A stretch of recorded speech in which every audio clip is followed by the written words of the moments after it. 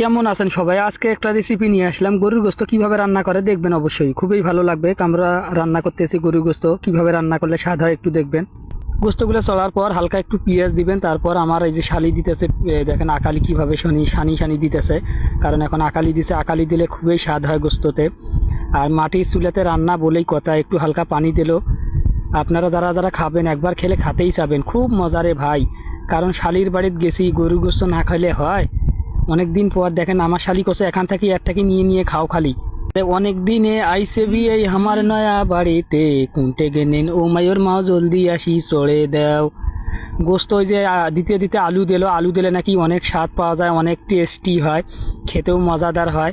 আপনারা চাইলে বাসায় এইভাবে রান্না করবেন, মাটির চুলের রান্না।